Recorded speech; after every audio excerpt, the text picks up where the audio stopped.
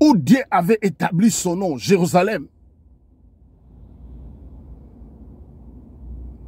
Mais l'heure vient, et cette heure-là, c'est maintenant où les vrais adorateurs adoreront le Père en esprit et en vérité. Il dit, c'est ça les adorateurs que le Père cherche. Les Congolais, ils quittent l'Europe. Ils quittent partout. Ils vont à Manguinguengue pour aller chercher Dieu. Pour aller prier Dieu. Pour aller, je ne sais pas. Tout ce que la Bible dit, si la Bible dit ça, les Africains noirs, ils font ça. Si la Bible dit ça, comme ça, les Africains noirs, ils font toujours comme ça. La Bible dit, ça ne sera ni sur cette montagne. Et il dit à Manguinguengue. Il dit à Luzizila. Il dit à Campus. Et ils ont même fait des chansons comme ça. On voit les Congolais quitter. Certains, ils ont trouvé la mort là-bas. Il y a une sœur qui avait quitté l'Europe pour aller être délivrée au Congo.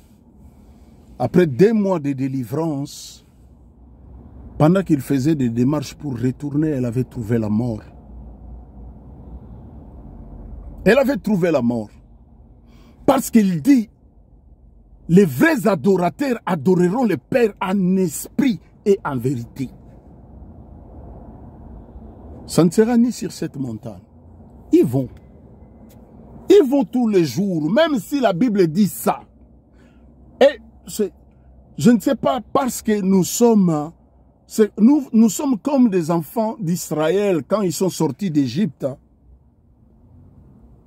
Quand vous lisez la parole du Seigneur, vous verrez dans les livres des Exodes, Dieu leur dit, la Bible dit, après avoir sorti du pays d'Égypte, après que Dieu les a fait sortir du pays d'Égypte, Dieu parla. Et ils ont dit à Moïse, nous allons obéir tout ce que Dieu va nous dire. Ils ont dit, nous allons obéir tout ce que Dieu va nous dire. Alors, Dieu vient au chapitre 20. Le verset 19, ils ont dit à Moïse, nous allons obéir. Chapitre 20, Dieu vient. La première des choses, ou le premier commandement, il vient leur dire, et il dit, vous n'aurez pas d'autre Dieu devant ma face. Oh Yahweh, vous n'aurez pas d'autre Dieu devant ma face. Moïse va aller à la rencontre du Seigneur. Ils se disent, peut-être il a trouvé la mort là où il est allé. Alors faisons un Dieu pour voir, pour l'adorer, celui qui nous a fait sortir du pays d'Égypte. Ils ont enlevé les boucles d'oreilles, les femmes. Ils ont enlevé tout ce qu'ils avaient pour donner. Ils ont fondu cela, ils ont fait un veau d'or. Tout ce que la Bible dit, la Bible est claire. La Bible, la parole de Dieu est claire. Tout ce que la parole de Dieu est claire. La Bible est claire. Mais l'homme noir, il fait toujours le contraire. Il dit pas de l'eau, pas du sel. Il pratique du sel, la prière du sel. Ils jettent dans des coins dans leur maison pour chasser le mauvais esprit. Ils oublient, lui, il a reçu le nom. Colossiens, chapitre 2. Il a reçu le nom au-dessus de tous les noms. Afin qu'à son nom, tous genoux fléchissent. Il dit, à mon nom, vous chasserez les démons. Vous imposerez les mains aux malades et les malades seront guéris. Pour les Africains, il fait toujours le contraire. Toujours le contraire. Toujours les contraires et les contraires, les contraires. Je vis une sœur. Hier, elle avait publié une vidéo. Oh, j'étais ravi de voir cette vidéo. La sœur fait des émissions au Congo. Elle dit ceci. Pourquoi vous me parlez à chaque fois de combats, de combats, de combats dans ma vie? Mais s'il y a toujours des combats dans ma vie, pourquoi Christ est allé à la croix? Je dis, waouh, il y a des hommes et des femmes qui comprennent. Mais certaines, j'ai médité la parole de Dieu. Vous savez, quand vous méditez la parole de Dieu, la Bible dit, vous connaîtrez la vérité et la vérité vous affranchira, vous serez réellement libre. Celui qui est affranchi par la vérité, qui est Christ, sa parole, il est libre. Quand il est affranchi par la parole, pas par la prière. Quand la parole t'affranchit, la parole de Dieu, il dit au commencement, quand tu es affranchi par cette parole, mais tu es libre. On ne va pas t'imposer les pieds. Je vis dans d'autres vidéos, l'homme de Dieu mange et coupe les foufous, la semoule. Il mange, il met dans la sauce, il mange, et puis il met dans la bouche de ses fidèles. Et ils mangent, ils sont très contents. Waouh! Je dis, les Africains, qui vous a ensorcelé? Qui vous a ensorcelé, vous les Africains? La Bible est claire, la Bible dit. Longtemps il nous a parlé par les prophètes. Mais aujourd'hui, il nous parle au travers de son Fils. Qui est sa parole? Mais non. Prophétie. Localise-moi. Tout ce que vous faites là. Je l'ai dit la fois passée. Quand vous allez consulter les prophéties, les prophètes, vous ne demandez pas la permission à vos familles, ni à vos parents. Mais quand vous aurez les retombées de ces localisations-là, vous allez dire, si ma vie est comme ça, c'est mon père, c'est ma mère. Je le dis toujours, je le dis toujours. Peu importe, mon père peut être sorcier. Peu importe.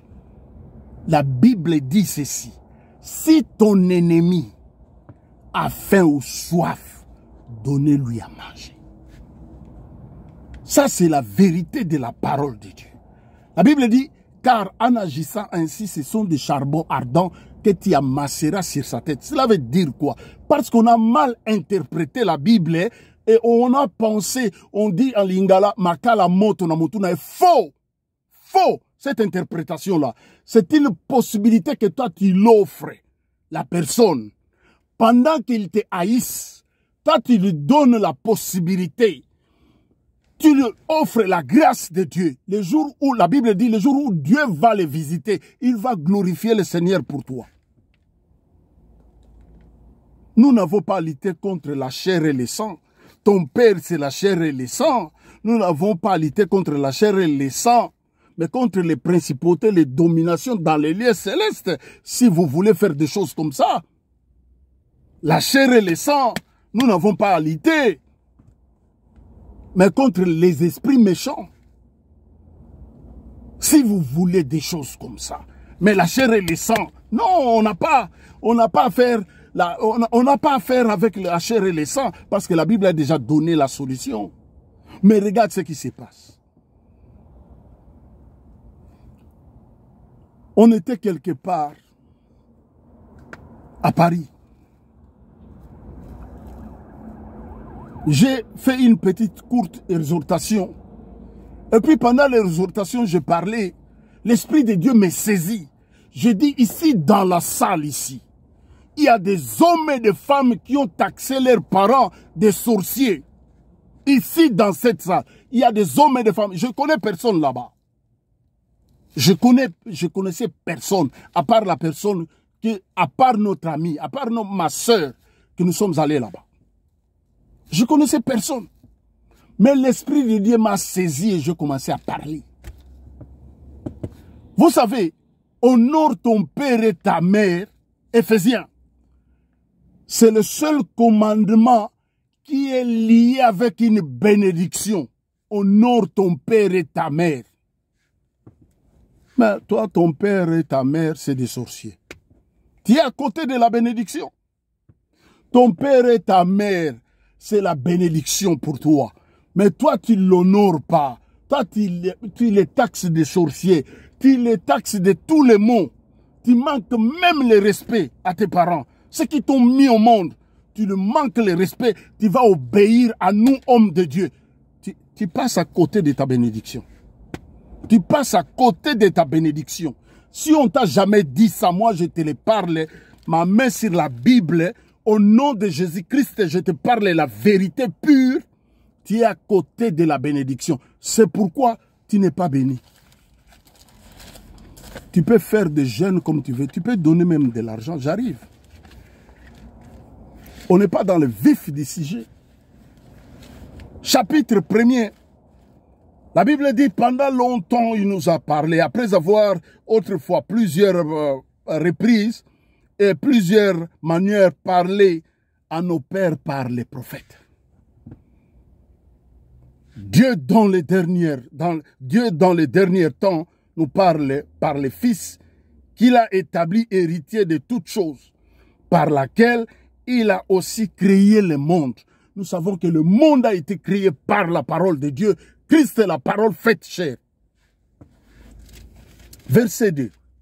C'est pourquoi devons-nous autant attacher à des choses. Non, allons-y, verset 4. Verset 4. J'aimerais prendre, si vous avez le temps, méditer la parole de Dieu pour comprendre. Moi, j'ai eu le temps de lire à partir du chapitre 1er jusqu'à la fin. Ayez le temps, donne-toi le temps, donne-toi le temps. Implore la grâce de Dieu, dis, Saint-Esprit, aide-moi à comprendre ta parole. Il va t'aider à comprendre sa parole. Moi, je me pose des questions. Quand j'entends des témoignages de certaines personnes, je dis à Dieu, si réellement tu existes, fais ça, je vois. Je me pose des questions à nos sœurs, à nos frères de ma race. Qu'est-ce que vous avez? Les autres, quand on entend le parler, il dit, j'étais comme ça, j'ai imploré la grâce de Dieu, Dieu m'a fait ceci. Toi, ça fait des années, tu cours derrière les hommes. Tu cours derrière les femmes. Je vis au Ghana. Il y a une prophétesse. Oh, je vis ça au Ghana. La prophétesse, il donne ses seins à tous les membres de son église. Je ne sais pas pour la délivrance. Vous ne pouvez pas comprendre, mes bien-aimés. Même si on taxe les hommes qui nous ont amené l'évangile. Ici, les hommes qui nous ont amené l'évangile, là où nous vivons, ils ne peuvent pas faire des choses que vous faites.